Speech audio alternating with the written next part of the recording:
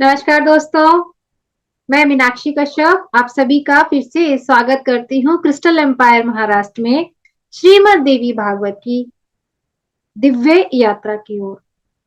आपके सभी अध्याय अवश्य ही कंप्लीट हो चुके होंगे, ऐसी मैं आशा करती हूँ। मैं उन सभी गुरुओं का और उन सभी शक्तियों को भी धन्यवाद करती हूँ जो हमें इतनी प्रेरणा दे रही हैं इस कार्य को करने के लिए। तो चलिए, हमने सभी पिछले अध्यायों में से जाना कि क्या चीजें हमें अपने जीवन में उतारनी चाहिए जिससे हम अपने जीवन को बहुत अच्छे से संवार सके। तो आज के दिन की शुरुआत हम फिर से ध्यान के साथ करते हैं। और आज आप ध्यान में किस मंत्र का, किस बीजाक्षर का उच्चारण करेंगे? हमने पिछली कक्षा में ओम के बारे में जाना था। हमने क्या जाना था कि ओम के 3 देवता हैं, ब्रह्मा, विष्णु, महेश। और वह कहाँ-कहाँ है? नाभि मंडल पर महेश, अनाहत पर विष्णु और आपके विशुद्धि पर ब्रह्मा जी। और जो चंद्र बिंदु थी, उस चंद्र बिंदु में साक्षात माँ पराअंबा जगदम्बिका की शक्ति है। तो आज हम अपने ध्यान में, अपनी श्वासों में ओम का उच्चारण करेंगे। तो देखिए मित्रों, कैसे कैसे आपको एक एक बीज अक्षर आपके जीवन में उतरता जा रहा है और आप उससे लाभान्वित होते जा रहे हैं। तो चलिए, सभी मास्टर्स अपने हाथों की फिंगर्स को क्रॉस करेंगे, सुखासन में बैठेंगे, अपने पैरों को क्रॉस करके वह स्थिति जिसमें आपको बहुत सुख प्राप्त होता हो।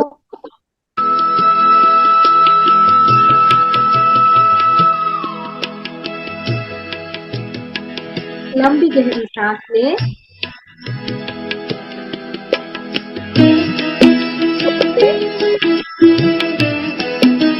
श्वास के साथ आपकी सभी एंजाइटी को बाहर रिलीज करें। आपके ध्यान के लिए अपने सभी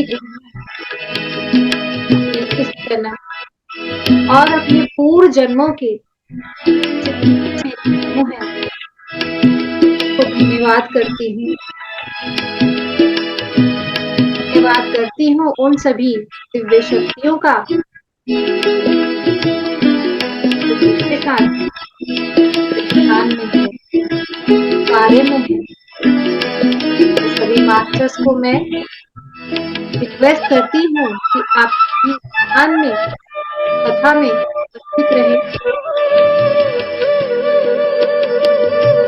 बात करती हूँ आप सभी जनों का भी। धन्यवाद करती हूँ मेरे माता पिता, मेरे पूर्वजों का, मेरे परिवारजन का और स्वयं मैं अपना भी धन्यवाद करती हूँ।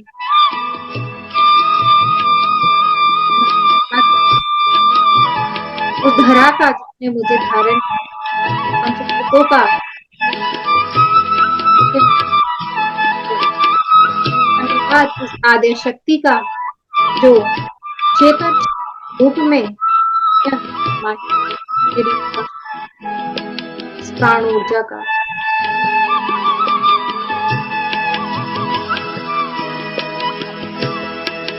मैं अपनी आत्मा से अनुसंधान,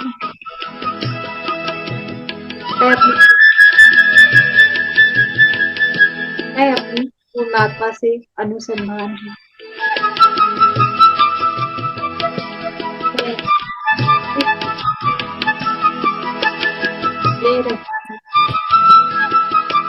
मैं विश्व शक्ति दे रही, विश्व शक्ति दे रही। यह विश्व शक्ति ओम बीज द्वारा प्रमाणित हो रही है।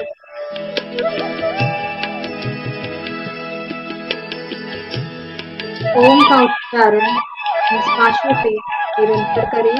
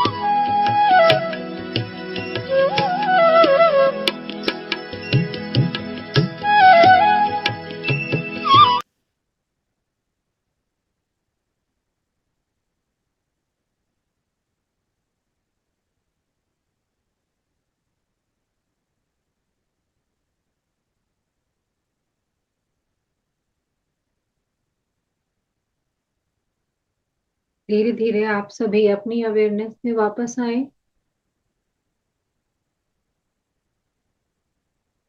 धन्यवाद करें त्रिदेवों का, महाशक्ति का, सभी गुरुओं का जो आज हमारे ध्यान में उपस्थित है, उन सभी दिव्य शक्तियों का जो हमें प्रेरित करती हैं, धरती माँ का, अपना सभी मास्टर्स को thank you, thank you, thank you. अपने हाथ में पैरों की उंगलियों को हिलाएं।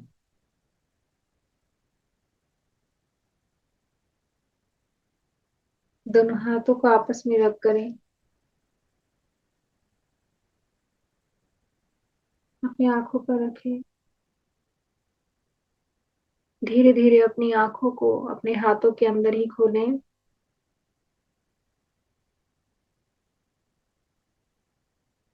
ध्यान से बाहर आए।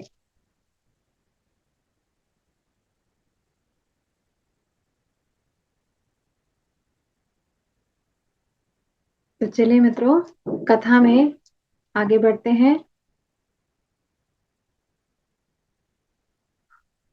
हमारा चौथा स्कंध कंप्लीट हो चुका है। हम पांचवें स्कंध के आज चौथे अध्याय का अध्ययन करेंगे और आप श्रवण करेंगे। तो चलिए आगे बढ़ते हैं।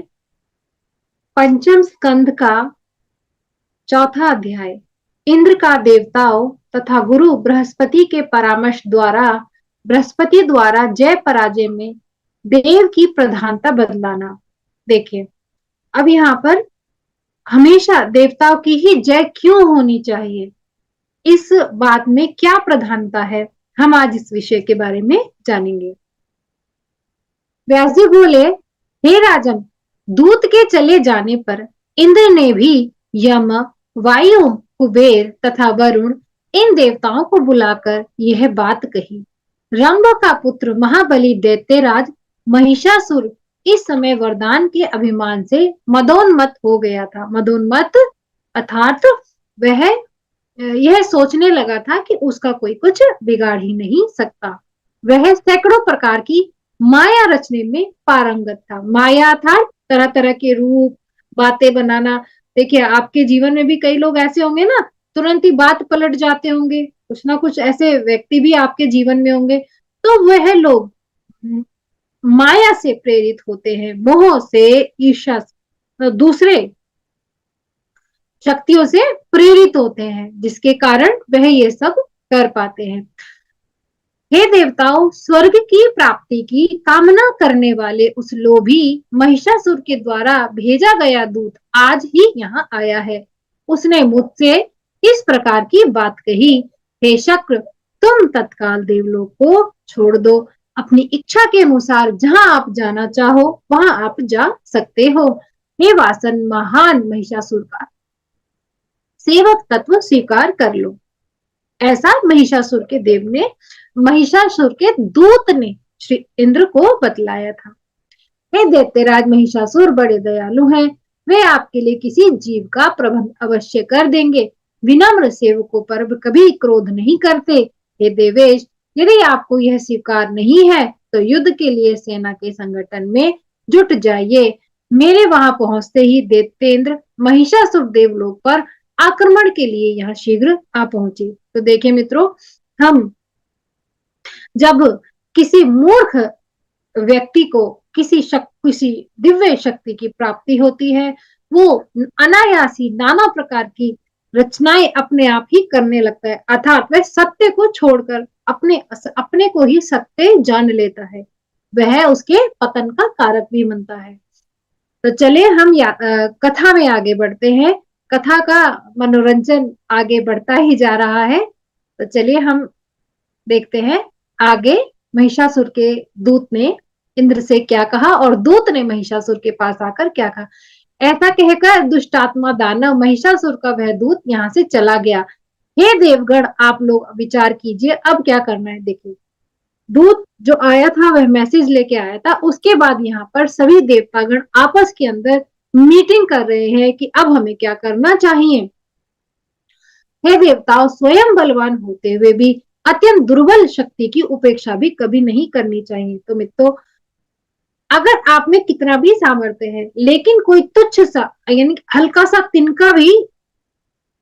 तिनका मैं यहाँ बोलूंगी, छोटी से छोटी बात भी आपको बहुत परेशान कर सकती है, आपको बहुत निम्न स्तर तक ला सकती है। तो यहाँ पर यही बोला है कि देवता बलवान तो है लेकिन उन्हें कभी शत्रु की उपेक्षा नहीं करनी चाहिए। तो अर्थात आपके जीवन में भी कहीं यद्यपि कोई बहुत छोटी छोटी घटनाएं भी होती है ना, आप उसको ध्यान रखें। कभी कभी उन घटनाओं को, उन परिस्थितियों को आप ऐसे ही जाने देते, आप उसका समाधान नहीं करते और बाद में जाकर आपको उसका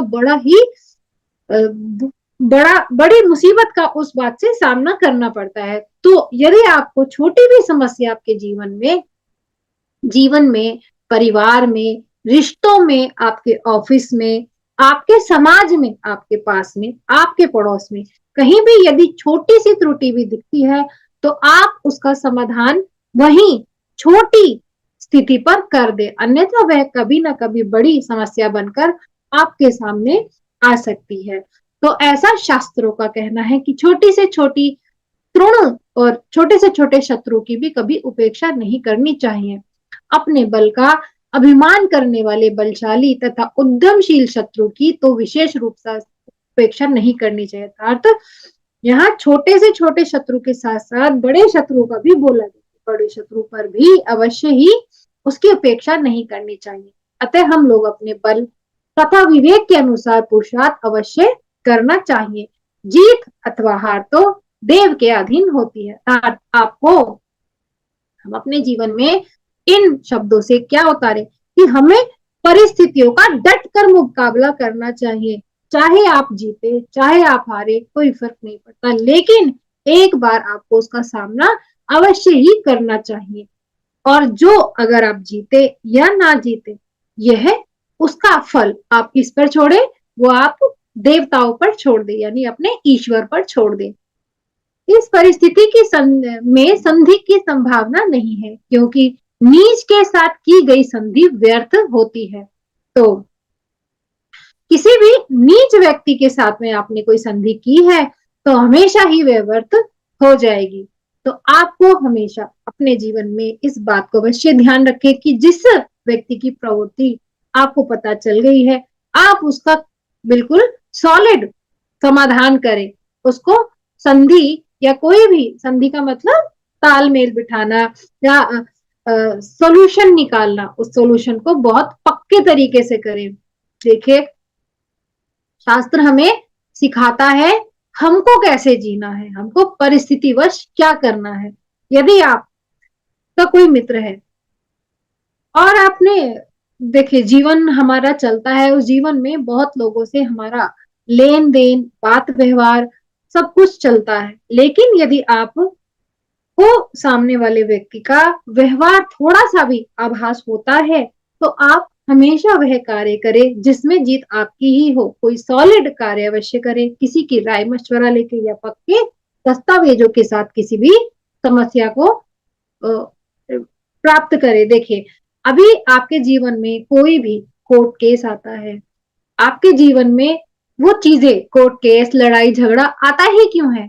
उसका आने का कारण यही होता है कि या तो कभी आपने उस चीज को इग्नोर कर दिया हो, कि जहां पर उसको, उस क्लेश को या उस परिस्थिति का दमन करना हो, आपने नहीं किया हो, या फिर आपने उसको खुद से ही बढ़ावा दिया, उसे बढ़ने का मौका दिया। यदि आपको थोड़ा सा भी भान होता है तो आप उसे वहीं, उस चीज के लिए वहीं पर लड़े। और यदि ऐसा भी नहीं होता तो कुछ दस्तावेजों को, हमेशा बोला जाता है ना कि दस्तावेजों को, संधि के चीजों को अवश्य ही ध्यान पूर्वक पढ़ के संधि करनी चाहिए। तो देखिए मित्रों, हम शास्त्रों का अध्ययन कर रहे हैं। हम शास्त्र का अध्ययन इसलिए कर रहे हैं ताकि हम अपने जीवन में सही और गलत सोचते हैं ना, कि यार मुझको ये नहीं करना चाहिए, मैंने ऐसा क्यों कर दिया, मन में छोटी छोटी संगतियां आती हैं। तो ये नीति है। जब आप नीति पूर्वक चलते हैं तो आपके साथ कभी भी अनीति नहीं होती। तो आप जब नीतियों को अपनाते हैं तो आप उसे अपनाइए, जो चीज शास्त्र में लिखी है आप उसे मानिए, आपका जीवन सुखमय रहता है। और अच्छा या बुरा क्या है, आप उसे ना जानकर केवल उन्हें फॉलो कीजिए, उसका रिजल्ट तो केवल ईश्वर के पास है। चलिए हम आगे बढ़ते हैं। इस समय अचानक आक्रमण करना भी उचित नहीं है, अतः सर्वप्रथम शीघ्रगामी अर्थात जल्दी चलने वाला, सुगमता से यानी कि आसानी से प्रवेश करने में दक्ष गुप्तचर वहां भेज जाने चाहिए, जो शत्रुओं के अभिप्राय को समझने में समर्थ, किसी के साथ अधिक भावासक्ति न रखने वाला, निर्लोभी तथा सत्यवादी हो। तो यहाँ पर देवतागण भी प्रणित कर रहे हैं कि हमें कोई ऐसा मीडिएटर चाहिए जो हमें वहां की मैसेजेस हमारे पास लाता रहे। वे गुप्तचर शत्रु सेना की गतिविधि, प्रस्थान, सेना के ठीक ठाक संख्या, शत्रु दल के वीरों की वास्तविक जानकारी करके शीघ्रता पूर्वक वापस आ जाए। इस प्रकार दैत्यपति महिषासुर की सेना के बलाबल को भली भांति जान लेने के पश्चात मैं शीघ्र ही आक्रमण तथा किलेबंदी करने का प्रबंध करूंगा। सर्वथा भली भांति सोच समझकर बुद्धिमान मनुष्य को कार्य करना चाहिए, क्योंकि बिना विचार किए अचानक किया गया कार्य हर तरह से दुखदायक होता है।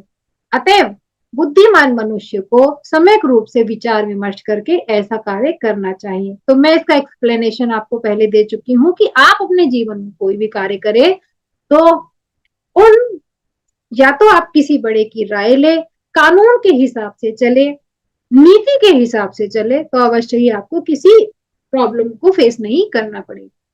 दानवों में मतभेद पैदा करने वाली भेद नीति का आश्रय लेना उचित नहीं जान पड़ता, क्योंकि उनमें पूर्ण मतैक्य है। अतएव इस कार्य के लिए पहले गुप्तचर भेजे जाएं, उनके द्वारा उन दानवों के बलाबल को जानने के पश्चात श्रेष्ठ नीतिविदों से भली भांति विचार करके के लिए नीति निर्धारित की जानी चाहिए।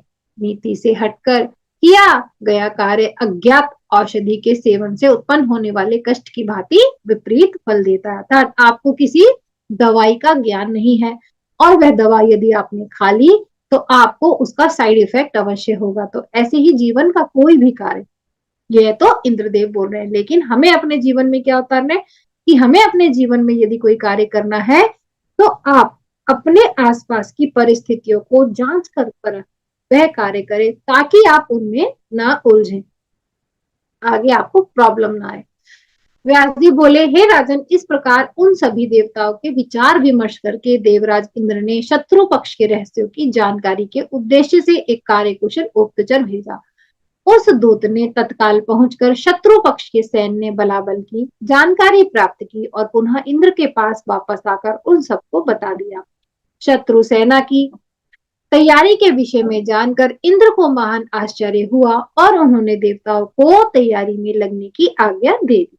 तत्पश्चात मंत्रविदों में श्रेष्ठ पुरोहित, मंत्रविद मतलब जो बहुत अच्छे मंत्रों को जानने वाला है, श्रेष्ठ पुरोहित देवगुरु बृहस्पति को बुलाकर इंद्र उनके साथ परामर्श करने लगे। उत्तम आसन पर विराजमान श्रेष्ठ अंगिरा पुत्र बृहस्पति इंद्र से कहने लगे। इंद्र बोले, हे देवगुरु, हे विद्वान, हम लोगों को क्या करना चाहिए, हमें बताइए। आप सब कुछ जानने वाले हैं। आज उत्पन्न इस विषम परिस्थिति में एकमात्र आप ही हमारे अवलंब हैं। महाबली तथा मदोन्मुख दानव महिषासुर बहुत से दानवों को अपने हाथ साथ लेकर हमसे युद्ध करने के लिए आ रहा है और मरणाविद, अतएव इसमें कोई प्रतिक्रियात्मक युक्ति बताने की कृपा करें। ऐसे शुक्राचार्य दानवों की रक्षा करते हैं, उसी प्रकार देवताओं का कष्ट निवारण करने के लिए हेतु आप सदा उद्यत हैं। तो यहाँ से भी इंद्र देवताओं ने अपने गुरुजन को बुलाया और गुरुजनों से नीति पूछी कि उन्हें क्या करना चाहिए। आप भी अवश्य किसी भी परिस्थिति में होते हैं तो अपने किसी बड़े से सलाह लेते हैं, पूछते हैं कि हमें क्या करना चाहिए, अपनी किसी फ्रेंड से पूछते हैं, तो अवश्य ही यह करना उचित है। तो चलिए हम कथा में आगे बढ़ते हैं। व्यास जी बोले, यह वचन सुनकर अपने मन में भली भांति सोचकर कार्य सिद्ध के लिए तत्पर रहने वाले बृहस्पति इंद्र से कहने लगे। गुरु बोले, हे देवेंद्र, आप निश्चिंत हो जाइए। हे महानुभाव, धैर्य धारण कीजिए। विषम परिस्थिति आ जाने पर सहसा धैर्य नहीं खोना चाहिए। तो मित्रों, हम अपने जीवन में क्या उतारे, अपने जीवन में हम धैर्य उतारे ताकि हम विपरीत परिस्थितियों का डटकर मुकाबला कर सके। जब हम धैर्य खो देते हैं तो नेगेटिव एनर्जीज हम पर इम्पैक्ट ज्यादा डालती है और हमें क्षीण कर देते हैं। लेकिन यदि हम धीरज धारण करते हैं, धीरज धारण करके परमेश्वर से प्रार्थना करके उन परिस्थितियों से बाहर निकलने का उपाय खोजते हैं, तो सदैव आपके पास एक उचित उपाय आपको किसी ना किसी के द्वारा प्राप्त हो ही जाता है। आपको कोई गाइड मिल जाएगा, आप बातों बातों में कोई ना कोई बात सुन लेंगे, आप कुछ बुक पढ़ेंगे। देखिए मित्रों, मेरे जीवन में मैंने एक चीज अवश्य अपनाई है। जब मैं कभी बहुत ज्यादा परेशान होती थी तो मेरे पास एक छोटी सी गीता थी। उस गीता का मैं पेज अनायासी ऐसे ही खोल लेती थी। लेकिन मुझे उसमें मेरी परिस्थिति के अकॉर्डिंग अवश्य आंसर मिल जाते थे और मुझे मेरा समाधान मिल जाता था, उसको खोलकर समाधान मिल जाता था। तो यदि आपके जीवन में भी कोई ऐसी परिस्थिति आप होता है जीवन में, कई बार हम बहुत सी बातों को हर किसी को नहीं बता सकते, तब आपको क्या करना चाहिए। आपके घर में यदि कोई भी शास्त्र हो, आप सच्चे मन से प्रार्थना करके उस शास्त्र को खोले। उस शास्त्र को खोलने पर आपको वही वाक्य प्राप्त होंगे जो आपकी परिस्थिति के निवारण के लिए होंगे, जो आपको धैर्य प्रदान करेंगे। तो आप ये क्रिया करके देखिएगा। कभी कभी हमें अनायास ऐसे ही बहुत सारी चीजें ईश्वर हमारे सामने दिखाते हैं, मगर हम अल्प बुद्धि अज्ञानी होने के कारण उन्हें नहीं समझ पाते। तो जब हम ईश्वर से कनेक्ट होते हैं तो ऐसी स्थिति, परिस्थितियां और ऐसे ज्ञान की बातें हमें प्राप्त होती अवश्य ही रहती हैं। तो चलिए हम आगे बढ़ते हैं। तो देवगुरु बृहस्पति कहते हैं, हे सुराध्यक्ष, हार तथा जीत सदैव देवाधीन होती है। अतः बुद्धिमान प्राणी को चाहिए कि सदैव धैर्य धारण करके स्थित रहे। हे शतक्रतो, होनी होकर रहती है, ऐसा समझते हुए मनुष्य को अपनी सामर्थ्य के अनुसार सदा परिश्रम करना चाहिए। अर्थात आपको उतना परिश्रम अवश्य करना चाहिए जितना आप में सामर्थ्य है, और सब कुछ देव के अधीन है। ये जानते हैं भी योग ध्यान परायण मुनिगण भी मुक्ति प्राप्ति हेतु निरंतर प्रयास करते रहते हैं। अतएव मनुष्य को अपने सामर्थ्य अनुसार सदैव उद्योग करना चाहिए। अर्थात आपका जो ही गृहस्थ जीवन है, सांसारिक जीवन है, उन सभी परिस्थितियों को संभालते हुए, उनको बैलेंस करते हुए आपको अपनी मुक्ति का उपाय खोजना चाहिए। ऐसा यहाँ पर देव बृहस्पति बता रहे हैं कि यदि आप किसी परिस्थिति में आ जाते हैं, उस समय आप धैर्य धारण करें, क्योंकि जब तक आप उन परिस्थितियों को फेस नहीं करते और उनको फेस करके जब आप वो कर्म को भोग कर आगे नहीं बढ़ते, तब तक आपकी उन्नति भी मार्ग में वह परिस्थितियां बाधा बन के अवश्य ही आती रहती हैं। सुख मिले अथवा ना मिले, ये देवाधीन विषय की चिंता क्या करना, आपको सुख मिल रहा है या दुख मिल रहा है, इसमें देव, ये सब देव के अधीन है, इसमें आप चिंता ना करें। बिना पुरुषार्थ किए ही संयोग से सिद्धि मिल जाए, ऐसा मानकर अंधे तथा लंगड़े की भांति अकर्मण्य होकर प्रसन्नता पूर्वक पड़े रहना ही उचित भी नहीं है। पुरुषार्थ करने पर भी यदि सिद्धि नहीं मिलती तो इसमें उस व्यक्ति का कोई अपराध नहीं है, क्योंकि प्रत्येक शरीरधारी सदा देव के अधीन रहता है। कार्य की सिद्धि न सेना से, न मंत्र से, न मंत्रणा से, न रथ से और न ही आयुधों से मिलती है। ये सुरेंद्र, सफलता तो निश्चित रूप से देव के अधीन रहती है। तो मित्रों, आप सभी लोग ध्यान कर रहे हैं, आप अपनी आध्यात्मिक यात्रा की ओर आगे बढ़ रहे हैं, आप हर तरीके का विजडम भी प्राप्त कर रहे हैं और आप चाहते भी हैं आप उस परिस्थिति तक पहुंचे, आप उस सिद्धि तक पहुंचे, या कोई भी साधु जन अपनी, जैसे हम कोई भी ज्ञान ले रहे हैं अपनी आत्मा की तृप्ति के लिए ले रहे हैं, या हम किसी भी परिस्थिति में जाते हैं तो उन परिस्थितियों से बाहर आने का समाधान जानने के लिए हम ले रहे हैं। तो हम ये सब ले रहे हैं, एक बात, लेकिन हमें इससे पूर्ण संतुष्टि होगी या नहीं होगी, ये केवल देव के अधीन ही है। यदि आपको तृप्ति नहीं होती तो इसमें भी ईश्वर की ही कोई मर्जी है।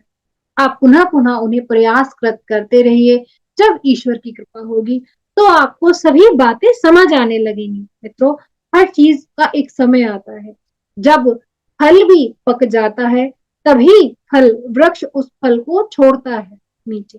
तो ऐसे भी आप कभी विजडम, ध्यान की चेतना का स्तर जैसे जैसे जैसे जैसे बढ़ता जाएगा, आप धीरे धीरे जिन परिस्थितियों से अभी आप घबरा रहे हैं ना, उन सब परिस्थितियों से आप धीरे धीरे ऊपर आते जाएंगे और एक दिन वह परिस्थिति होगी कि संसार में चाहे जो भी हो, आपको किंचित मात्र भी दुख, सुख और किसी भी परिस्थिति का कोई अनुभव नहीं होगा। तो चलिए, ये मेरा ऐसा मानना है, आप अपनी परिस्थिति के हिसाब से सोचिएगा। यहाँ केवल यही कहा जाएगा कि हम कार्य की सिद्धि के लिए हम केवल उन परिस्थितियों में यूज आने वाले उत्पादों को, उन सामान को या उन पदार्थों को केवल इस्तेमाल कर सकते हैं। उसकी तृप्ति हमें मिले या ना मिले, उसका मतलब उसका फल हमें मिले या ना मिले, वह देव के अधीन होता है। ऐसा भी देखा जाता है कि बलशाली कष्ट पाता है और बलहीन सुख का भोग करता है। बुद्धिमान भूखा ही सो जाता है और बुद्धिहीन अनेक उत्तम भोज्य पदार्थों का सेवन करता है। कायर व्यक्ति की जीत हो जाती है और वीर पराजित हो जाते हैं। हे राजन, यह समस्त जगत देवता के अधीन है, तो फिर चिंता की आवश्यकता ही क्या। ऐसा दृढ़ विश्वास करके भाग्य को उद्योग के साथ संयोजित कर देना चाहिए। उद्योग यानी कि परिश्रम करने के बाद जो सुख प्राप्त होता है अथवा दुख प्राप्त होता है, इन दोनों के विषय में भी किसी प्रकार की कोई चिंता नहीं करनी चाहिए। दुख आने पर अपने से अधिक दुखी जनों को तथा सुख आने पर अपने से अधिक सुखी जनों को देखना चाहिए। अपने आप को शत्रु तुल्य हर्ष तथा शोक को अर्पित नहीं करना चाहिए। बुद्धिमान पुरुषों को हर्ष तथा शोक के उपस्थित होने पर धैर्य का अवलंबन करना चाहिए। अधीर हो जाने से जैसा दुख प्राप्त होता है, वैसा दुख धैर्य धारण करने से कभी भी नहीं होता। किंतु सुख तथा दुख के अवसर पर सहनशील बने रहना अति दुर्लभ है। अर्थात आपकी कोई भी परिस्थिति, उस परिस्थिति का सामना करना। देखिए मित्रों, जब आप किसी चीज का सामना, उसको देखने के लिए रेडी हो जाते हैं ना, तो वह परिस्थिति कुछ परसेंट तो अपने आप ही घट जाती है। क्योंकि वह परिस्थिति आपके पास क्यों आती है? आपके कर्म को अनुभूत कराने के लिए, आपके कर्म को फील कराने के लिए। लेकिन जब आप दृढ़ संकल्प करते हैं और यह धारण करते हैं कि जो भी हो, मैंने तो अपने आप को ईश्वर पर समर्पित किया है, मैं उसका सामना अवश्य करूंगी, सुख मिले चाहे दुख मिले, मैं उस रास्ते पर, जो रास्ता सच्चाई का है, उस पर अडिग रहूंगी। तो अच्छा देखिए, अब यहाँ दो बातें, एक सात्विक निश्चय, एक सात्विक निश्चय, एक सात्विक संकल्प और एक तामसिक संकल्प, इन दोनों में दोनों के फलों की अनुभूति अलग होती है। हो सकता है सात्विक संकल्प वाले पहले दुख पाए और बाद में सुख पाए, लेकिन तामसी सुख वाले, तामसिक निश्चय वाले उस समय बेशक सुख पाए, लेकिन बाद में अवश्य ही उन्हें दुख का सामना करना पड़ता है। तो हम मूवी का एंड, आपके जीवन की मूवी का एंड आप कैसा चाहोगे? सुखद ही चाहोगे ना आपके जीवन की। हम किसी भी, अगर हम मूवी को वॉच करते हैं तो हम लास्ट में हम यही कहते हैं कि लास्ट में सब कुछ ठीक हो जाता है। तो जिसका लास्ट में अंत सब कुछ ठीक हो जाता है तो उसका सभी कुछ ठीक हो जाता है, और जिसका अंत ठीक नहीं होता उसका भविष्य भी, आने वाला भविष्य भी ठीक नहीं होता। मित्रों, ये बहुत गूढ़ बात है।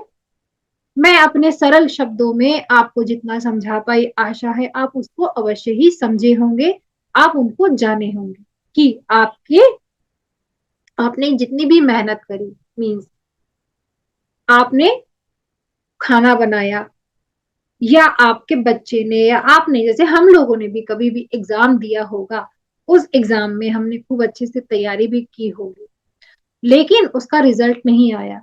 आपको एक सेटिस्फेक्शन होता है कि मैंने अपनी तैयारी की, बहुत अच्छी की, मैंने अपनी तरफ से पूर्णता अपना जो भी मेरा सामर्थ्य था वह दिया।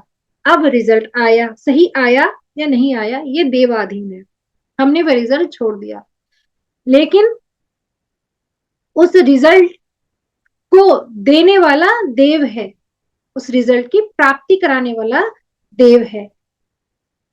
उस रिजल्ट को सुख आए या दुख आए, एक्सेप्ट करने की स्थिति यहाँ पर धैर्य कही गई है।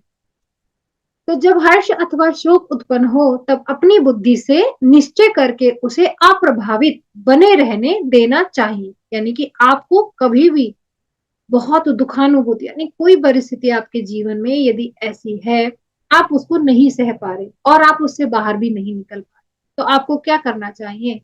आपको अपनी बुद्धि का इस्तेमाल करना चाहिए और उसको उस वक्त, उस परिस्थिति को अपने ईश्वर को समर्पित कर देना चाहिए। जब आप ईश्वर को समर्पित करते हैं कि हे ईश्वर, मैंने जितने एफर्ट्स करने थे कर लिए, अब मैं अपने आप को आप पे समर्पित करता हूँ या करती हूँ, तो धीरे धीरे आपके अंदर एक धैर्यता आ जाएगी। तो चलिए आगे बढ़ते हैं मित्रों। ये सभी चीजें आप अपने जीवन में प्रैक्टिकल करने की देखना। कथा कथा सुनने का मतलब ये नहीं होता कि हमने कथा सुन ली और हमारे पाप कर्म उतर गए, ऐसा नहीं होता मित्रों। जीवन में बहुत सारी चीजें आप जब तक नहीं उतारोगे, आप उनको महसूस नहीं करोगे, आप उनको प्रैक्टिकल में नहीं लाओगे, तो आपका सुनना भी व्यर्थ है। कोशिश करें थोड़े थोड़े छोटे छोटे पॉइंट्स जो भी आपको समझ आते हैं उन पॉइंट्स को अपने जीवन में उतारें, ये अवश्य ही आपके जीवन को परिवर्तित करेंगे। शास्त्र सम्मत बातें सनातन सत्य हैं, सर्वथा सत्य हैं, इनको आप जीवन में उतार के आपके जीवन का परिवर्तन अवश्य ही होता है। तो चलिए हम कथा में आगे बढ़ते हैं। जब हर्ष अथवा शोक उत्पन्न हो तब अपनी बुद्धि से निश्चय करके उनसे अप्रभावित, मतलब प्रभावहीन होकर, उनको अपने ऊपर इफेक्टेड ना होने देने के लिए बने रहना चाहिए। वैसी परिस्थितियों में, यानी कि जो सिचुएशन आपके पास में सैडनेस की या हैप्पीनेस की फीलिंग या जेलस, जो भी आपको फीलिंग्स आई है जिसमें आप सैड और हैप्पीनेस फील करते हैं, दुख क्या है और दुख किसे कहते हैं? मैं तो सदा गुणों से रहित अविनाशी हूँ और मैं 24 तत्वों से भिन्न आत्म तत्व हूँ। तब सुख अथवा दुख से मेरा क्या प्रयोजन? भूख तथा प्यास का संबंध प्राण से, शोक तथा मोह का संबंध मन से, जरा तथा मृत्यु का संबंध शरीर से है। मैं तो इन उर्मियों रहित कल्याण स्वरूप हूँ। शोक तथा मोह शरीर के गुण है, इसके विषय में सोचने से मुझे क्या आवश्यकता है? तो आप अपने जीवन में इन सभी लाइंस को लिख लें, या आप ऐसा करें, एक A4 साइज शीट पर रेड कलर से इनको लिखें मैं दोबारा से बोलती हूँ इन शब्दों को कि जब भी आपकी कोई अच्छी या पूरी दुख वाली परिस्थिति आए तो आप उनको कैसे लिखेंगे। दुख की स्थिति में जब वैसी दुख क्या है, दुख किसे कहते हैं, मैं सदा गुणों से रहित अविनाशी हूं, मतलब ये अफर्मेशन के लिए आप लिखे। मैं तो 24 तत्वों से भिन्न आत्म तत्व हूं, तब सुख अथवा दुख से मेरा कोई प्रयोजन नहीं। भूख तथा प्यास का संबंध मेरे प्राण शरीर से है। शोक तथा मोह का संबंध मेरे मन शरीर से है। जरा तथा मृत्यु का संबंध मेरी एस्ट्रल बॉडी यानी कि मेरी एस्ट्रल नहीं फिजिकल बॉडी से है। शोक तथा मोह शरीर के गुण हैं, इनके विषय में मुझे सोचने की कोई आवश्यकता नहीं है। आप बैक कर करके इन सेंटेंसेस को, इन अफर्मेशंस को बड़े चार्ट पर लगाकर अपने जहां भी आप रोज पूजा घर के पास भी लिख सकते हैं। ये आपको क्या करेंगे, अंदर से हील करेंगे, आपको उस परिस्थिति से बाहर आने, उस परिस्थिति में सम रहने की शक्ति देंगे। मैं ना शरीर हूं और ना तो इससे मेरा कोई संबंध है। मैं तो मदादी 7 विकृतियों, एक प्रकृति तथा 16 विकारों से अलग रहने वाला सदा सुख स्वरूप हूं। मैं ना प्रकृति हूं ना तो विकृति हूं, तब मुझे दुख किस बात का। हे देवेश, अपने मन में ऐसा निश्चय करके आप ममता रहित हो जाइए और शत यज्ञ करता इंद्र आपके दुख नाश का यही प्रधान उपाय है, क्योंकि ममता सबसे बड़ा दुख तथा निर्ममता सबसे बड़ा सुख है। तो जब हम अपने प्रति निर्मम हो जाते हैं, मतलब हमारे भावों से हमें निर्ममता यानी कि मोह नहीं रहता, ममता नहीं रहती, तब हमें सबसे बड़ा सुख प्राप्त होता है। तो आगे बृहस्पति देव कहते हैं, हे शचीपते, संतोष से बढ़कर कोई सुख आपका स्थान नहीं है। हे देवराज, यदि आपके पास ममता को नष्ट करने वाले ज्ञान का अभाव हो तो प्रारब्ध के विषय में विवेक का आश्रय लेना परमावश्यक है। बिना भोग के प्रारब्ध कर्मों का नाश कभी नहीं होता, अर्थात जो कर्म आपके प्रारब्ध बन के आए हैं, उन प्रारब्ध को आप जब भोग लेते हैं तभी नाश होता है। तो मित्रों, आप ये जानिए, इस चीज को समझिए कि यदि आपके जीवन में कोई भी दुख या कष्ट, बहुत भयंकर कष्ट है, तो आप उस समय अपने ईश्वर का स्मरण कीजिए, इससे आपको उस दुख को सहने की क्षमता मिलेगी। लेकिन जब आप उन दुख को सहर्ष भोग लेंगे और धैर्य रहेंगे तो उस कर्म का नाश हो जाएगा। हे आर्य, सभी देवता आपके सहायक हो अथवा आपकी केवल आपकी बुद्धि सहायक बने। जो होना है वह तो होकर ही रहेगा, तब सुख अथवा दुख के विषय में किस बात की चिंता करना। हे महाभाग, सुख के उपभोग से पुण्य का क्षय होता है। तो आप जितने भी सुखी होते हैं आपके पुण्य क्षय होते हैं, और आप जितने दुख भोगते हैं आपके पापों का नाश होता है। तो मित्रों, कितनी अच्छी बात आपने जानी और आप अपने जीवन में उतारेंगे तो आप अपने जितने भी दुख को भोग रहे हैं, उत्तरोत्तर आप कहाँ पहुंच रहे हैं, आपकी उन्नति हो रही है, आप ईश्वर के और समीप पहुंचते जा रहे हैं और आपकी आध्यात्मिक उन्नति उन्नत हो रही है। अतः बुद्धिमान पुरुषों को सुख क्षय की स्थिति में हर प्रकार से प्रसन्नता का अनुभव करना चाहिए। अथवा हे महाराज, यदि आपकी इच्छा हो तो विधिवत परामर्श करके आप यत्न करने में तत्पर हो जाइए। प्रयत्न करने पर जो भी होगा वही होकर रहेगा। इति श्रीमद्देवी भागवते महापुराणे अष्टादश सहस्त्रायां संहितायां पंचम स्कंधे भया तुरेन्द्र दी देवे सुर गुणानां सह परामर्श वर्णम नाम चतुर्दशो। पंचम स्कंध का पंचम अध्याय। इंद्र का ब्रह्मा, शिव और विष्णु के पास जाना, तीनों देवताओं सहित इंद्र का युद्ध स्थल में आना और चिक्षुर, बिडाल और ताम्र को पराजित करना। व्यास जी बोले, हे महाराज, यह सुनकर सहस्त्र इंद्र ने बृहस्पति से कहा कि मैं महिषासुर के विनाश के लिए अब युद्ध की तैयारी अवश्य करूंगा, क्योंकि बिना परिश्रम के बिना राज्य के ना सुख है और ना ही यश की प्राप्ति होती है। परिश्रमहीन की प्रशंसा ना तो कायर लोग करते हैं, ना ही परिश्रमी लोग करते हैं। सन्यासियों का आभूषण है ज्ञान और उन ब्राह्मणों का आभूषण संतोष है, किंतु उन्नति की आकांक्षा रखने वालों के लिए परिश्रम करते रहना, शत्रु का संहार करना ही उनका आभूषण है। हे मुनि श्रेष्ठ, आश्रम परिश्रम का आश्रय लेकर ही मैंने वृत्तासुर, नमूची, बल आदि दैत्यों का संहार किया। उसी प्रकार मैं महिषासुर का भी वध करूंगा।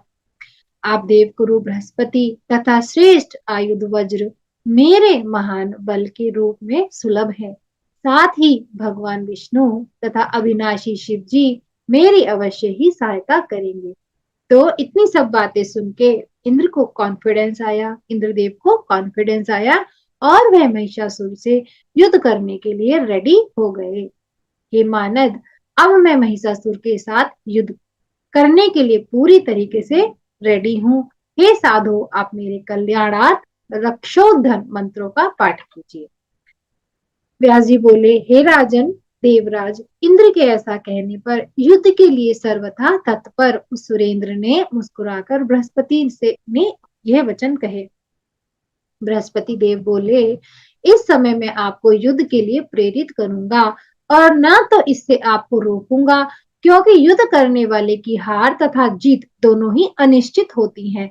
हे शचीपते, इस होनहार के विषय में आपका कोई दोष नहीं और सुख दुख पूर्वतः निर्धारित है, तो वह अवश्य ही प्राप्त होगा।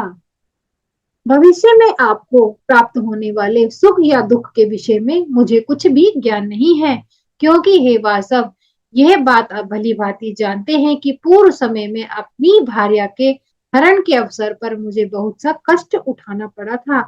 हे शत्रु निशोधन चंद्रमा ने जिस प्रकार मेरी पत्नी का हरण कर लिया था, जिसके फलस्वरूप अपने आश्रम में रहते हुए मुझे सुखों का विनाश करने वाले कष्ट को झेलना पड़ा था। हे सुराधीप, मैं लोकों में परम बुद्धिमान के रूप में विश्रुत हूँ, किंतु मेरी भार्या बलपूर्वक हर ली गई थी। उस समय मेरी बुद्धि कहाँ चली गई थी। अतएव हे सुराधीप, बुद्धिमान लोगों को सदा यत्नपरायण होना चाहिए। कार्य की सिद्धि तो निश्चित से ही देव के अधीन होती है। व्यास जी बोले, गुरु बृहस्पति का यह सत्य और अर्थ युक्त वचन सुनकर इंद्र ब्रह्मा जी की शरण में जाकर उन्हें प्रणाम करने लगे। प्रणाम करके बोले, हे पितामह, हे देवाध्यक्ष, इस समय महिषासुर नामक दैत्य मेरे स्वर्गलोक पर अपना अधिकार स्थापित करने की कामना से सैन्य बल की तैयारी कर रहा है। अतएव दानव भी उनकी सेना में सम्मिलित हो रहे हैं। वे सब के सब सदा युद्ध के लिए आतुर रहने वाले महान पराक्रमी, युद्ध कला में अत्यंत प्रवीण है। उस दानव से भयभीत होकर मैं अपनी शरण आपकी शरण में आया हूँ। हे महाप्राज्ञ, आप तो सर्ववेता है तथा मेरी सहायता करने में आप पूर्ण समर्थ।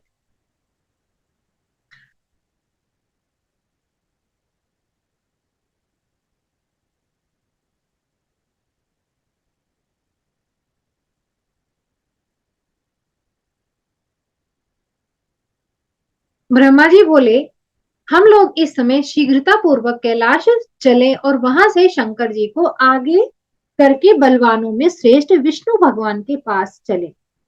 तत्पश्चात सभी देवगण के साथ मिलकर देश काल के संबंध में भली भांति विचार कर एक समुचित निर्णय लेकर ही युद्ध करना चाहिए। अपनी शक्ति तथा निर्बलता का सम्यक ज्ञान किए बिना विवेक का त्याग करके दुस्साहसपूर्ण कार्य करने वाला व्यक्ति पतन को प्राप्त होता है। अर्थात आप अपने जीवन में कुछ भी कार्य करने जा रहे हैं, तो आप कितने कैपेबल हैं उसको करने के लिए, आपके पास कितनी शक्तियां हैं, तो अवश्य ही उन बातों का अवश्य आपको ध्यान रखना चाहिए। व्यास जी बोले, यह सुनकर इंद्र ब्रह्मा जी को आगे करके समस्त लोकपालों के साथ कैलाश की ओर चल पड़े। कैलाश पहुंचकर इंद्र ने वेद मंत्रों द्वारा शिव जी की स्तुति की। तत्पश्चात स्तुति गान से अत्यंत प्रसन्नता को प्राप्त भगवान शंकर को आगे करके वे विष्णु लोक गए। देवादिदेव भगवान विष्णु की स्तुति करके उन्होंने वहां अपने आने का उद्देश्य बताया तथा वरदान पाने के कारण गर्भोन्मत्त महिषासुर से उत्पन्न उग्र भय के बारे में उन्होंने उनसे कहा। उनके भय को सुनकर भगवान विष्णु ने देवताओं से कहा कि हम देवगण युद्ध करेंगे और उस दुर्जय यज्ञ का वध करेंगे। व्यास जी बोले, ऐसा निश्चय करके ब्रह्मा, विष्णु, महेश तथा इंद्र आदि देवता अपने अपने वाहनों पर चल पड़े। ब्रह्मा जी हंस पर चढ़े, विष्णु भगवान ने गरुड़ को अपना वाहन बनाया, शंकर जी सभी देवतागण अपने अपने वाहनों पर को धारण किए सब युद्ध की ओर चल पड़े। इसके बाद वहीं पर तभी उन्हें महिषासुर के द्वारा पालित मदोन्मत्त दानवी सेना सामने मिल गई। इसके बाद वहीं पर देवताओं तथा दानवों में भयंकर युद्ध आरंभ हो गया। वे एक दूसरे पर बाण, तलवार, भाला, मूसल, परशु, गदा, पट्टिश, शूल, चक्र, शक्ति, तोमर, मुदगर, भिंदीपाल, हल, अन्य अति भयंकर शस्त्रों से प्रहार करने लगे। यह सभी शस्त्रों के नाम हैं। महिषासुर के सेनापति महाबली चिक्षुर ने हाथी पर चढ़कर इंद्र पर 5 बाणों से प्रहार किया। युद्ध कुशल इंद्र ने भी तत्काल अपने बाणों से उसके बाणों को काटकर अपने अर्ध चंद्र नामक बाण से उसके हृदय पर आघात किया। उस बाण के आहत होकर सेना नायक चिक्षुर हाथी पर बैठे बैठे ही मूर्छित हो गया। इसके बाद इंद्र ने हाथी की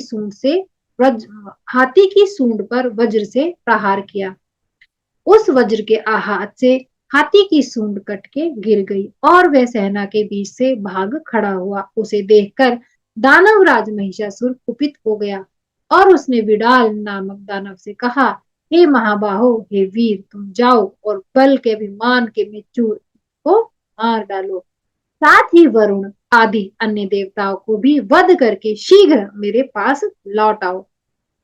व्यास जी बोले, उनकी बात सुनकर यह महाबली विडाल एक मत वाले हाथी पर सवार होकर युद्ध के लिए इंद्र की ओर चल पड़े। उसे अपनी ओर आते देखकर इंद्र ने कुपित होकर विषधर सर्पतुल्य तीक्ष्ण बाणों से विडाल पर प्रहार किया। उस विडाल ने शीघ्र ही धनुष से अपने छूटे हुए बाणों के इंद्र की बाण काटकर पुनः तत्काल अपने 50 बाणों से इंद्र पर आघात किया।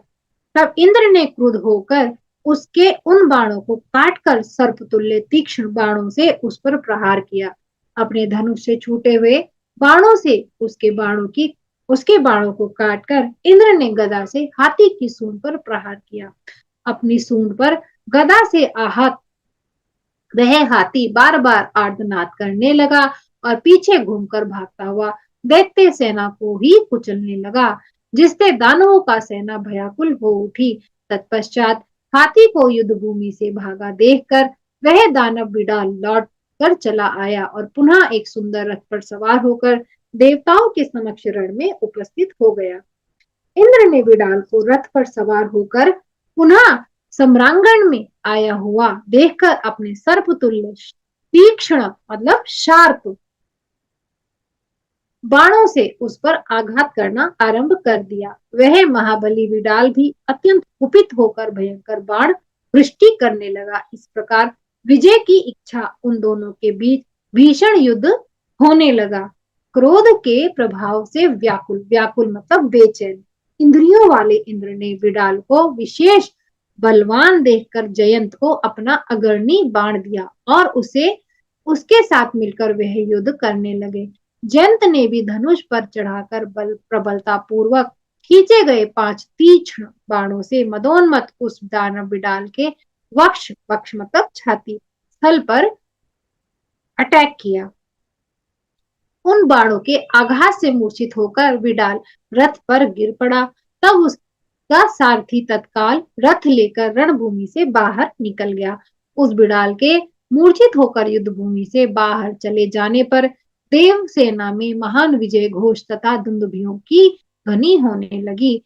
तभी देवता प्रसन्न होकर इंद्र की स्तुति करने लगे, गंधर्व नाचने लगे, अप्सराएं भी नाचने लगी। गाने और वह नाचने लगे। तत्पश्चात देवताओं के द्वारा किए गए उस विजय घोष को सुनकर महिषासुर कुपित हो उठा। उसने शत्रुओं के अभिमान को चूर चूर कर देने वाले ताम्र नामक दानव को युद्ध क्षेत्र में भेजा। ताम्र बहुत से सैनिकों के साथ युद्ध क्षेत्र में आकर इस प्रकार वेग पूर्वक बाणों की वर्षा करने लगा जैसे मेघ समुद्र में जल बरसा रहे हों। उस समय वरुण देव पाश लेकर तथा यमराज हाथों में दंड धारण करके महिष पर चढ़कर युद्ध भूमि में शीघ्र ही पहुंच गए। अब देवताओं तथा दानवों में परस्पर बाणों, तलवारों, मूसलों, बर्छियों तथा फरसों से भीषण संग्राम होने लगा। यमराज के द्वारा अपने हाथ से फेंके गए दंड से ताम्र आहत हो गया, किंतु वह महाबाहु ताम्र सम्रांगण में हिला तक भी नहीं। ताम्र उस संग्राम भूमि के वेग पूर्वक धनुष को खींचकर अति तीक्ष्ण मतलब शार्प बाणों को छोड़कर इंद्र आदि देवताओं पर शीघ्रता से ही प्रहार करने लगा। वे देवता कुपित होकर पत्थर पर घिसकर नुकीले बनाए गए तीक्ष्ण दिव्य बाणों से दानवों को मारने लगे और ठहरो ठहरो कहकर चिल्लाने लगे। उन देवताओं के प्रहार से घायल दैत्य ताम्र युद्ध भूमि में मूर्छित हो गया। तब भयाक्रांत दैत्य सेना में महान हाहाकार मच गया।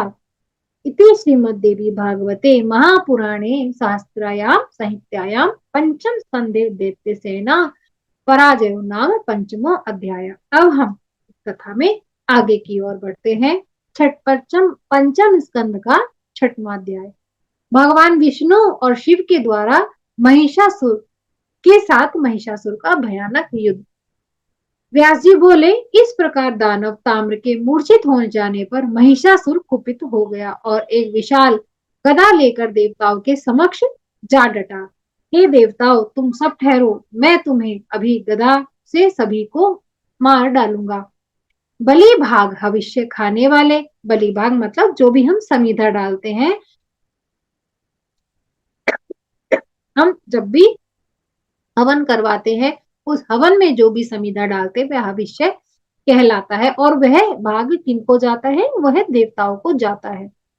तुम सब सदा ही बलहीन रहे हो, ऐसा कहकर अभिमान के मद में चूर वह महाबाहु महिषासुर हाथी पर बैठे हुए इंद्र के पास पहुंचकर उसने उनके बाहुमूल पर अपने गदा से तीव्र आघात किया। इंद्र ने अपने भयंकर वज्र से उस गदा को तुरंत काट दिया और वे महिषासुर को मारने की इच्छा से बड़ी शीघ्रता पूर्वक उसकी ओर बढ़े। तत्पश्चात वह महिषासुर भी कुपित होकर अपने हाथ में चमचमाती हुई तलवार लेकर प्रहार करते हुए महाबली इंद्र के सामने पहुंच गया। तब उन दोनों में नानाविध आयुधों के द्वारा समस्त प्राणियों को भयभीत कर देने वाला, मुनिजनों को भी विस्मित कर देने वाला भीषण युद्ध छिड़ गया। तत्पश्चात दैत्य महिषासुर ने संपूर्ण जगत को नष्ट कर देने वाली तथा मुनियों को भी मोहित कर देने वाली मोहकारिणी शांबरी माया का तत्काल प्रयोग करा। उस माया के प्रभाव से महिषासुर के ही रूप वाले तथा उसी के समान पराक्रमी करोड़ों महिषासुर अनेक प्रकार के आयुध लेकर देव सेना का संहार करते हुए दिखाई पड़े। अर्थात शांबरी को हम आजकल क्या कहेंगे मित्रों, अब बताइए। यहाँ शांबरी माया वह माया है जो मनुष्य का क्लोन बनाती है, यानी कि वो टेक्निक जिससे डुप्लीकेट बन जाता है। तो यह टेक्निक हमारे शास्त्रों में यह का वर्णन है, वह क्लोन बनाने का। जैसे हमने देखा, हमने पिछले समाचारों में या विषय में न्यूज़ में हमने सुना कि एक टेक्नोलॉजी डेवलप हुई है जो कि ह्यूमन क्लोन बनाने के लिए सक्षम है। तो ये वही शांभरी माया के स्टैटिक्स हैं जो कि एक मनुष्य का क्लोन बनाने के लिए तैयार जिनसे मनुष्य के क्लोन बनते हैं। तो यहाँ पर क्या हुआ, महिषासुर के बहुत से क्लोन बन गए। तब दैत्य महिषासुर द्वारा उत्पन्न की गई उस मोहकारी माया को देखकर इंद्र विस्मय में पड़ गए तथा भय से व्याकुल हो उठे। वरुण, कुबेर, यम, अग्नि, सूर्य तथा चंद्रमा भी भयभीत हो गए और सभी के मन से त्रास छा गया। सभी देवगण माया विमोहित होकर भाग खड़े हुए और सावधान होकर ब्रह्मा विष्णु तथा शिव का स्मरण करने लगे। स्मरण करते ही उनकी रक्षा की कामना से श्रेष्ठ आयुध धारण करके सुर श्रेष्ठ ब्रह्मा विष्णु तथा महेश अपने अपने वाहन हंस गरुड़ तथा वृषभ पर आरूढ़ होकर वहां आ गए। मोह कारणि उस आसुरी माया को देखकर भगवान विष्णु ने अपने तेजों में सुदर्शन चक्र को चला दिया, जिसके प्रचंड तेज से वह माया समाप्त हो गई। तो मित्रों देखिए, अभी माया क्या होती है? माया वह है जहां पर हमें एक शंका होती है, एक द्वंद की स्थिति होती है। सत्य क्या है? जब हम सत्य को नहीं समझ पाने के स्थिति में होते हैं, तब हमें हमेशा ईश्वर की सहायता लेनी चाहिए। और कौन सी सहायता? देखिए, यहाँ पर उस माया को किसने भंग किया? उस माया को विष्णु भगवान के सुदर्शन चक्र ने भंग किया। तो आप देखिए, अब ध्यान में है, और उस ध्यान में जब आप अपनी कल्पना में सुदर्शन चक्र की एनर्जीज को महसूस करते हैं, देखिए सब कुछ होता है। आपकी कल्पना से ऊपर कुछ भी नहीं है। जो दुख है वो भी आपकी कल्पना है, और जो सुख है वो भी आपकी कल्पना है। यदि आप किसी परिस्थिति में ऐसे हैं, तो उस समय भगवान विष्णु के सुदर्शन चक्र की एनर्जीज को आप फील कीजिए और उनसे रिक्वेस्ट कीजिए कि यह जो भी भ्रम है आप उसे हटा दीजिए, और जो सत्य है उसका सामना मुझे कराइए। आपके जीवन में आपको अवश्य ही उस परिस्थिति से, वह परिस्थिति क्या है, एक्चुअल में क्या है, आपको अवश्य ही समझ आएगी। देखिए मित्रों, यह सब आप जब अपने जीवन में इन बातों को पूर्ण विश्वास से उतारते हैं, तो अवश्य ही यह आपको हमेशा ही अच्छे मार्गदर्शन आपको मिलते हैं। इसके बाद महावीर महाशासुर सेनाध्यक्ष चिक्षुर उग्रासे उग्रवीर असीलोमा त्रिनेत्र बाष्कल तथा अंधक, ये दानव इनके अतिरिक्त अन्य सभी बहुत से दानव युद्ध की अभिलाषा से निकल पड़े। उन कवचधारी धनुष धारण करने वाले रथारूढ़ मदोन्मत्त दानवों ने सभी देवताओं को उसी प्रकार घेर लिया जिस प्रकार भेड़िए अत्यंत कोमल बछड़ों को घेर लेते हैं। तदनंतर एक दूसरे को मार डालने की इच्छा रखने वाले मदोन्मत्त दानव तथा देवता बाण वृष्टि करने लगे। इसी बीच अंधकासुर ने भगवान विष्णु के समक्ष पहुंचकर स्थान पर चढ़ाए गए विष में दग्ध किए गए कान तक खींचे गए अत्यंत शक्तिशाली 5 बाणों को छोड़ा। शत्रु दमन भगवान विष्णु ने बड़ी तत्परता के साथ अपने तीव्रगामी बाणों से अंधकासुर के उन बाणों को दूर से ही काट डाला और फिर उसके ऊपर 5 बाण छोड़े।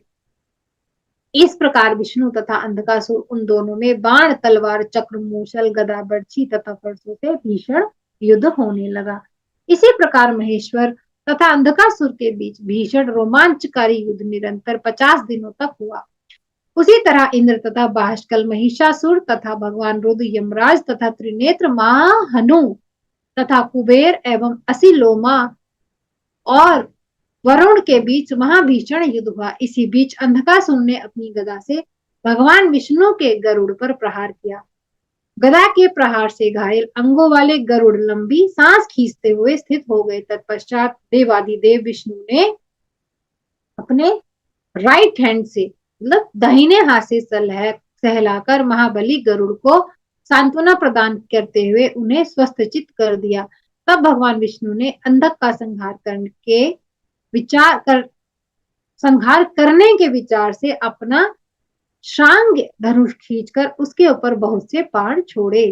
दानव अंधक ने अपने तीक्ष्ण बाणों से उन बाणों को काट डाला और इसके बाद सान पर चढ़ाकर तेज बनाए गए 50 बाण भगवान विष्णु के ऊपर कुपित होकर एक साथ छोड़े गए। भगवान विष्णु ने भी उन उत्तम बाणों को तत्काल निष्फल करके अपना 1000 अरों वाला सुदर्शन चक्र अंधकासुर के ऊपर वेग पूर्वक चलाया। तब अंधकासुर ने भगवान विष्णु द्वारा छोड़े गए सुदर्शन चक्र को अपने चक्र से काफी दूर तक विफल कर दिया। हे महाराज जन्मेजय, इसके बाद देवताओं को सम्मोहित करते हुए उसने भीषण गर्जना की। तत्पश्चात शांग्य धनुष धारण करने वाले भगवान विष्णु के सुदर्शन चक्र को विफल हुआ देखकर सभी देवता लोग शोकाकुल हो उठे तथा दानवगण हर्षित हो गए। तब भगवान विष्णु भी देवताओं को चिंतामग्न देखकर अपने कोमोद की गदा लेकर दानव अंधक पर झपट पड़े। श्री हरि ने बड़े वेग से उस मायावी के मस्तक पर गदा से प्रहार किया। वह दैत्य गदा के प्रहार से पूर्ण रूप से मूर्छित होकर पृथ्वी पर गिर पड़े। उसे इस प्रकार गिरा हुआ देखकर महिषासुर अत्यंत क्रोधित उठा और घोर गर्जना से भयभीत करता हुआ भगवान विष्णु के सामने आ गया। भगवान विष्णु ने भी उस महिषासुर को कुपित होकर अपने समक्ष आया देखकर, समक्ष मतलब सामने आया देखकर, देवताओं को आनंदित करते हुए धनुष की प्रत्यंचा से भयंकर टंकार उत्पन्न की। तत्पश्चात भगवान विष्णु महिषासुर के ऊपर शीघ्रता पूर्वक बाणों की बौछार करने लगे। उनसे भी अपने बाण समूह से उन आते हुए बाणों को आकाश में ही काट डाला। हे राजन, इस प्रकार उन दोनों में परस्पर भीषण युद्ध हुआ। भगवान विष्णु ने गदा से महिषासुर के मस्तक पर प्रहार किया। मस्तक पर उस गदा के आघात से मूर्छित होकर वह पृथ्वी पर गिर पड़ा। उसकी सेना में अति भीषण हाहाकार मच गया। कुछ ही क्षणों में अपनी वेदनाओं को भूलकर वह दैत्य फिर से खड़ा हो गया। उसने तत्काल एक परिघ लेकर मधुसूदन श्री विष्णु के सिर पर प्रहार किया। उसी परिघ के प्रहार से आहत हो भगवान विष्णु मूर्छा को प्राप्त हो गए। तब गरुड़ मूर्छा को प्राप्त उन भगवान विष्णु को युद्ध स्थल से लेकर बाहर चले गए। इस प्रकार जगतपति विष्णु के सम्रांगण में लौट जाने पर इंद्र आदि प्रधान देवता भयभीत हो गए और दुख से पीड़ित होकर युद्ध में चीखने व चिल्लाने लगे। उसके पश्चात शूलधारी भगवान शंकर ने देवताओं को इस प्रकार करुण क्रंदन करते हुए देखकर अत्यंत क्रोध के साथ महिषासुर के पास द्रुत गति से पहुंचकर उस पर भीषण प्रहार किया। उस महिषासुर ने भगवान शंकर के वक्ष स्थल पर अपनी बर्छी से प्रहार किया और उन्होंने त्रिशूल प्रहार को विफल करके उस दुष्टात्मा ने बड़ी गर्जना की। वक्ष पर प्रहार होने पर भी भगवान शंकर को कोई पीड़ा नहीं हुई और क्रोध से आंखें लाल करके उन्होंने उस पर अपने त्रिशूल से प्रहार किया। इस बीच दुष्टात्मा महिषासुर के साथ भगवान शंकर को इस प्रकार युद्धरत देखकर प्रकार जनित मूर्छा का त्याग करके वह भगवान विष्णु आ गए। उस समय युद्ध के लिए उत्सुक महापराक्रमी विष्णु तथा शिव को श्रेष्ठ सुदर्शन चक्र तथा त्रिशूल धारण करके लड़ने के लिए अपने समक्ष उपस्थित देखकर वह महाबली महिषासुर बहुत ही गुस्से में आ गया। उसके पश्चात विशाल बाहु मतलब बहुत बड़ी बड़ी भुजाएं वाला वह दैत्य उन दोनों देवताओं को अपने समीप आया हुआ देखकर उसने भैंसे का यानी महिष का रूप धारण करके वह पूंछ हिलाता हुआ युद्ध करने के लिए उनके समक्ष पहुंच गया।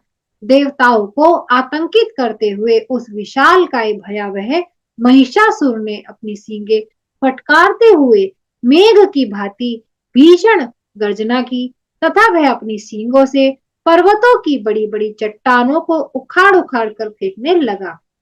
उस दानव को देखकर महापराक्रमी देव श्रेष्ठ विष्णु तथा शंकर उसके ऊपर भीषण बाण वृष्टि करने लगे। भगवान विष्णु तथा शिव को अपने ऊपर बाण वृष्टि करते हुए देखकर महिषासुर ने अपनी पूंछ में एक भयानक पर्वत शिखर लपेटकर उन पर फेंका। उस पर्वत शिखर को आते देख भगवान विष्णु ने अपने बाणों से उसके सैकड़ों टुकड़े कर दिए। फिर सुदर्शन चक्र से उसने शीघ्रता से प्रहार किया। भगवान विष्णु के चक्र से आहत होकर दैत्य राज महिषासुर युद्ध में मूर्छित हो गया, किंतु थोड़ी देर में ही वह मनुष्य का शरीर धारण करके उठ खड़ा हुआ। पर्वत के समान शरीर वाला वह महान भयानक दैत्य हाथ में गदा धारण कर देवताओं को भयभीत करता हुआ मेघ के समान जोर जोर से गरजने लगा।